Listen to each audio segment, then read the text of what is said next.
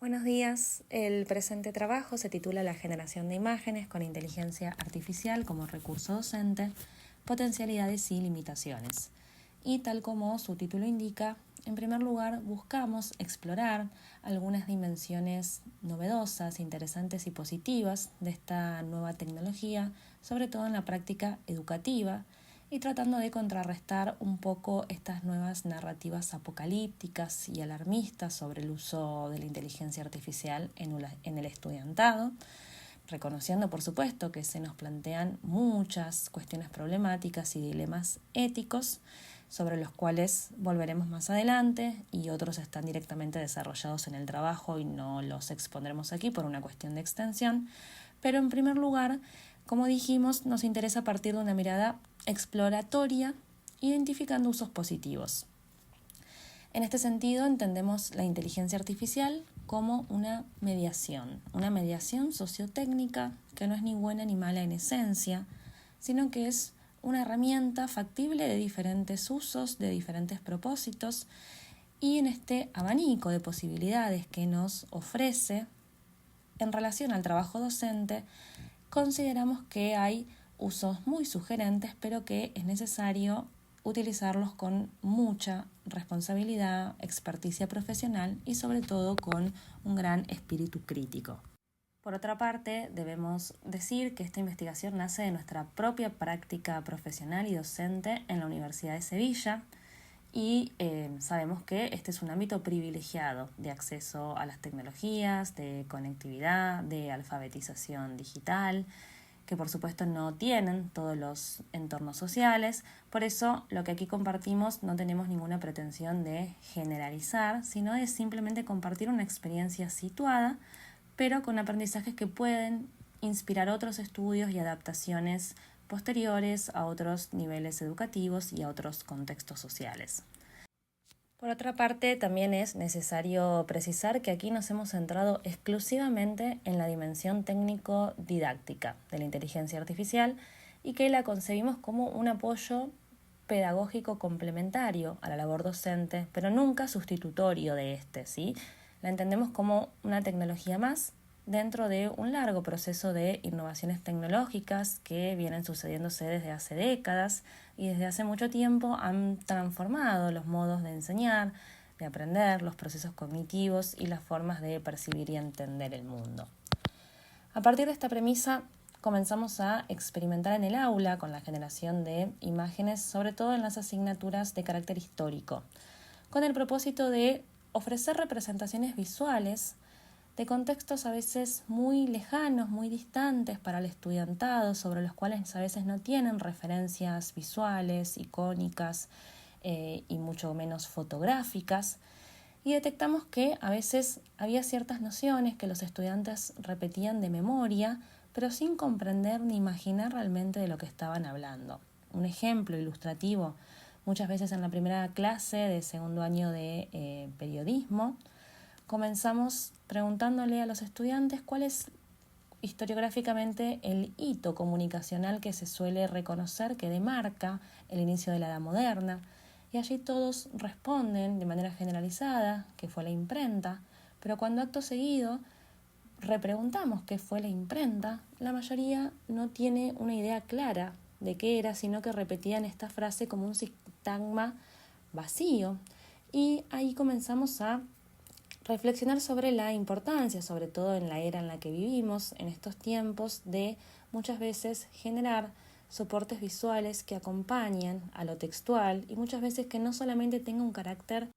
descriptivo o ilustrativo, sino muchas veces directamente explicativo. Y hemos visto que esto nos ha dado un uso positivo porque nos ha servido para activar la imaginación histórica, la proyección y favorecer la comprensión y también sobre todo ha cautivado el interés del alumnado. Sin embargo, también esta herramienta se nos reveló como un arma de doble filo rápidamente y tan pronto como podía clarificar un concepto, también podía, por supuesto, introducir otros errores, distorsiones o estereotipos. Y las primeras pruebas que hicimos estuvieron llenas de imprecisiones históricas que tuvimos que continuamente detectar e ir corrigiendo por medio de nuevos prompts o indicaciones Y esto nos confirmó, por supuesto, que, como decíamos antes, la inteligencia artificial requiere de una mirada profesional, una mirada muy atenta, muy cautelosa, capaz de supervisar, de contextualizar lo que se produce, de corregir, y que no se pueden delegar los criterios y mucho menos la calidad de los resultados directamente en el algoritmo. Por otro lado,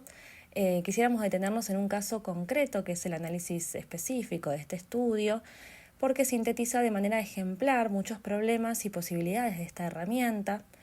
y tiene que ver con un intento de nuestra parte por generar imágenes que representaran la participación de las mujeres cubanas en su lucha independentista, en el proceso decolonial cubano. Y para ello pedimos a la inteligencia artificial que nos cree una imagen representativa de mujeres ocupando o ejerciendo 4 roles distintos. Uno era el de médica, otro era el de una mujer escritora periodista, otra era de propagandista política y otra directamente que representara la toma de las armas y el esfuerzo bélico en el campo de batalla. Y bueno, la primera ilustración que obtuvimos realmente fue muy sorpresiva porque, como se puede ver en la ilustración, ni la fisonomía ni el aspecto de las mujeres ilustradas es representativa, al menos en términos generales, del colectivo cubano. En la ilustración figuran únicamente todas mujeres blancas, no había representación de ninguna mujer negra, afroamericana, ni siquiera una mujer mulata, mestiza, siendo que las mujeres afrodescendientes representaron la mayoría de la composición poblacional antillana dentro de la guerra, y su contribución al esfuerzo bélico fue de los más insoslayables.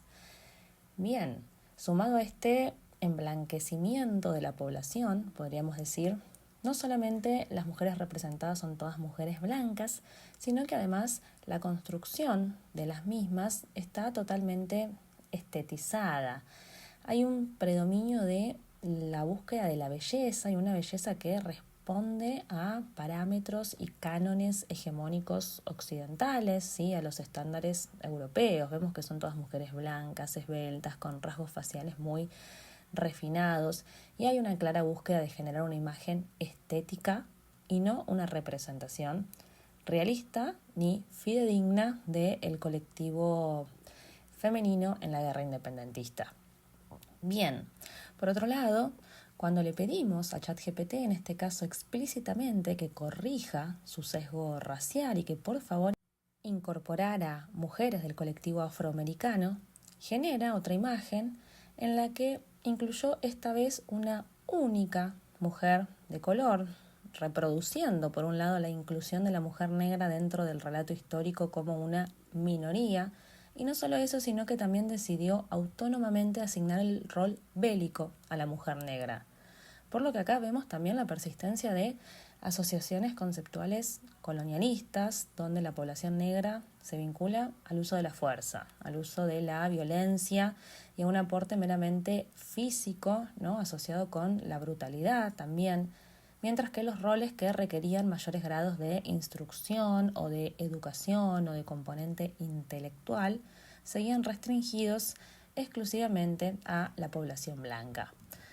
Por lo que de esta forma observamos, por un lado, como dijimos, la infrarrepresentación del colectivo afrodescendiente y también la estereotipización de este colectivo sobre prejuicios racistas,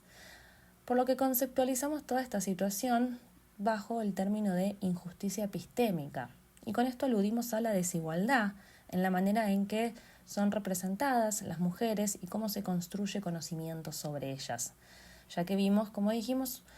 una perpetuación de la minorización y una subvaloración de su aporte histórico. Entonces, bueno, estas imágenes resultaron todas en primera instancia muy deficitarias por su falta de fidelidad y de representatividad histórica y por la reproducción de estereotipos de género y estereotipos raciales impregnados de este imaginario colonial aún vigente. Entonces, al comenzar a reflexionar sobre las razones de esta operatoria, encontramos distintos estudios que explican que esta injusticia epistemológica se produce a causa de que los algoritmos que operan detrás de esta inteligencia artificial están entrenados con muestras de datos que ya están previamente sesgados, por lo que sus resultados producen las discriminaciones y las exclusiones ya previamente presentes en la sociedad real, afectando especialmente a la representación de los grupos históricamente marginados. Y decimos que los datos ya están sesgados porque están centrados en las personas que más datos producen, es decir, grupos privilegiados, y como este mecanismo funciona por el hallazgo de patrones de repetición, tienden a reproducir las experiencias e intereses de los grupos sobrerepresentados. En este caso, las mujeres y otros colectivos marginados como la población negra están subrepresentados en el archivo de datos global, y esto tiene distintas explicaciones. Por un lado, además de la falta de concienciación de las personas involucradas en el desarrollo y en el diseño de la tecnología, los datos reflejan a su vez la brecha digital global, donde los países con más desarrollo tecnológico están sobrerepresentados y las zonas geográficas o sectores sociales con menos acceso a Internet o con menos conectividad tienen menos representación que los sectores privilegiados dentro de los epicentros de producción de tecnología. Y a la vez, las mujeres generan menos datos porque pasan menos tiempo que los hombres en Internet, sobre todo porque tienen menos tiempo recreativo, ya que dedican menos tiempo de su vida al ocio por destinarlo a tareas reproductivas.